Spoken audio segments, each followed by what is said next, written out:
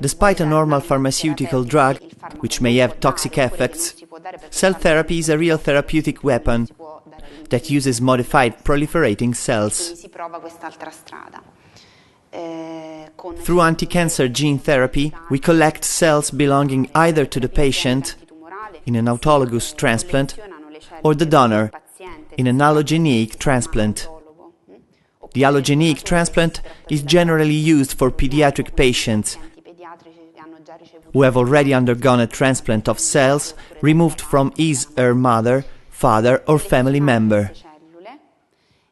We collect these cells and make them able to recognize an antigen, which is a protein that is selectively expressed in a cancer. In normal conditions, our immune system cannot develop a clinically effective immune response against the malignant cells, so it isn't able to destroy the entire cancer cell. In several cases, immune system cells are unable to recognize the molecules expressed in a cancer as external cells and, as a consequence, they don't destroy them. Anti-cancer gene therapy aims to genetically modify the patient donor's cells so as to make them able to recognize the proteins expressed in a cancer and, therefore, destroy the malignant cells. To do this, we need to carry out a quite complicated process known as the engineerization of the patient donor's cells. Through this process, cells become able to express the chimeric antigen receptor, which is engineered in the laboratory. It's a surface receptor, a sort of weapon with which a cell is able to recognize and bind to the protein expressed in a cancer, and to activate in order to destroy the malignant cell.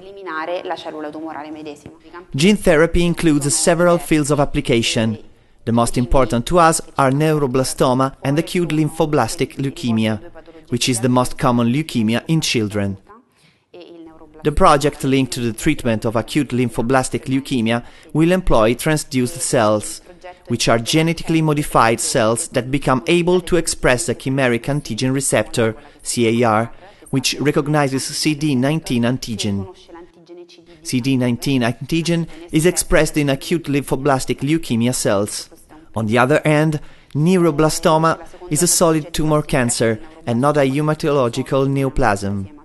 Among children, neuroblastoma is the second most common solid tumor cancer after brain tumors. In this case, CAR is engineered in such a way that it becomes able to recognize the xyloganglioside or ganglioside GD2 antigen, a molecule that is selectively expressed in neuroblastoma cells.